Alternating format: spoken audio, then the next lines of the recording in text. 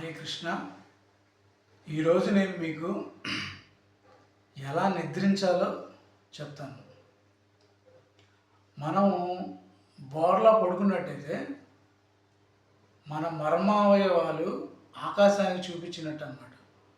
అలా చూపించడం వల్ల అప్పుడప్పుడు దేవతలు తిరిగేటప్పుడు మనం అలా పడుకున్నప్పుడు మనల్ని వాళ్ళు శపిస్తారన్నమాట. అలా పడుకోకూడదు. మనం వెల్లకిలా పడుకున్నప్పుడు మన వెనక భాగం ఆకాశానికి చూస్తుంది. మన మర్మావయవాలు భూదేవిని తాకుతాయి. అలా పడుకున్నా కూడా భూదేవి కోపగించుకుంటుంది. ఆకాశంలో ఉన్న దేవతలు కూడా మన బ్యాక్ సైడ్ చూపించినట్టు అవుతుంది. అందువల్ల అలా కూడా పడుకోకూడదు. చాలామంది నిద్రలో హార్ట్ అటాకు, స్ట్రోక్స్ వచ్చి చనిపోతూ ఉంటారు. దానికి ఒక చిన్న లాజిక్ ఉంది.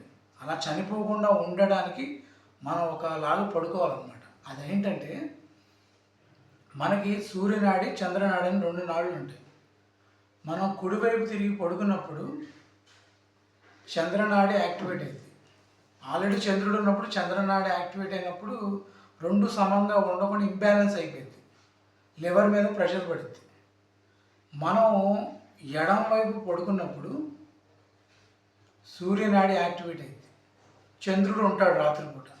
2 బ్యాలెన్స్ అయింది. గుండె చక్కగా కొట్టుకుంటుంది. గుండె రక్త ప్రసరణ గుండె సమపాళ్లలో బ్రెయిన్కి పంపించగలుగుతుంది. అలా జరిగినప్పుడు మనకి హార్ట్ అటాక్స్, గుండెకి సంబంధించిన రోగాలు రావు, స్ట్రోక్కి సంబంధించిన రోగాలు రావు. చాలామంది అసలు ఎలా పడుకోవాలో తెలియకుండా ఇన్ని రోగాలు తెచ్చుకొని చీమల్లాగా చచ్చిపోతున్నారు. అసలు ఎవరైనా ఎలా పడుకోవాలంటే, మ్యాక్సిమం మనం 6 గంటల నుంచి 8 గంటలు పడుకున్నప్పుడు మ్యాక్సిమం ఎడమ చేతి వైపు తిరిగి పడుకోవడం వల్ల మనకి అన్ని క్రమబద్ధీకరణగా జరిగి బ్లడ్ సర్క్యులేషను, హార్ట్ పంపింగు, అన్ని శ్వాసక్రియ రేటు అన్నీ కరెక్ట్గా జరగడం వల్ల మన డైజెషన్ సిస్టమ్ కూడా అన్నీ కరెక్ట్గా ఆ పొజిషన్లో ఉన్నప్పుడు యాక్టివేట్ అవ్వడం వల్ల మనకి ఎటువంటి రోగాలు రావు. ఈ విషయాలు కూడా చాలామందికి తెలియదు.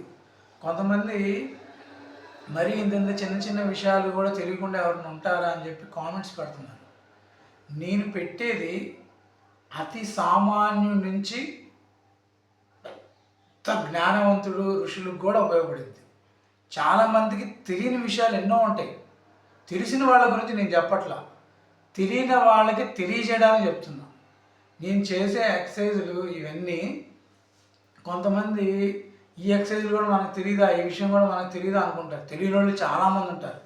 వాళ్ళందరికీ ఉపయోగపడటానికి ఒక కామన్ పీపుల్ ఇంట్లోనే ఉండి ఇవన్నీ చేసుకోవడానికి నేను ఇవన్నీ చేస్తున్నాను అన్నమాట. ఇప్పుడు ఒక అతను జిమ్కి వెళ్దాం అనుకుంటాడు. ఆ కుర్రోడు జిమ్కి వెళ్ళడానికి జిమ్కి డబ్బు కడతాడు. డబ్బు కట్టి 2 రోజులు చేయగానే ఒళ్ళంతా నొప్పులు పుట్టి మళ్ళీ అవి డబ్బులు వేస్ట్ అయిపోతాయి. నెక్స్ట్ జిమ్కి వెళ్ళాలంటే ఒక డ్రెస్ ఉంటుంది.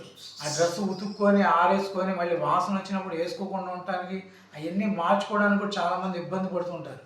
కొంతమంది జిమ్కి వెళ్ళడానికి షూ వేసుకోవాలి, సాక్సులు వేసుకోవాలి. ఆడు షూ వేసుకోవడానికే 10 నిమిషాలు పట్టింది. ఆ సాక్సులు ఇప్పడానికే 10 నిమిషాలు పట్టింది. ఆ సాక్సులు మళ్ళీ ఉతుక్కోవాలి. ఇదంతా పెద్ద ప్రాసెస్.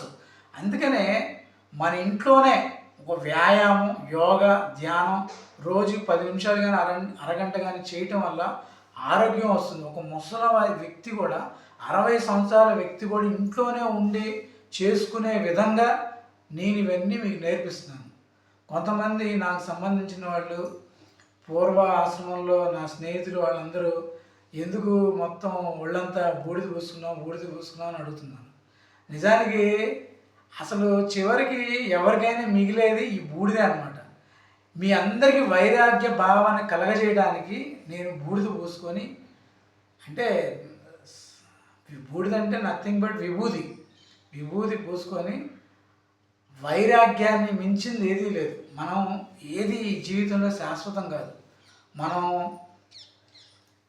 కట్టుబట్టలు లేకుండా పుట్టాం. చనిపోయేటప్పుడు కూడా ఏమీ ఉండదు.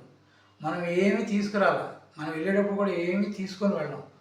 వైరాగ్యం రాక ఎంతోమంది మా ఆ యొక్క జనన మరణ చక్రంలో కొట్టుకుంటూ ఆ పనులు, ఆ కుటుంబ బాధ్యతలు, దానికి సంబంధించిన విషయాల్లో బాధలు పడి, స్ట్రెస్ పడి, అనేక రకాలైన రోగాలు తెచ్చుకొని సతమతం అయిపోతున్నారు.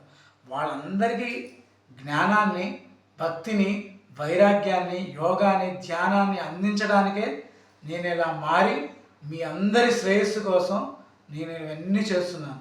నా జీవితం ప్రజలకు అంకితం. హరే కృష్ణ.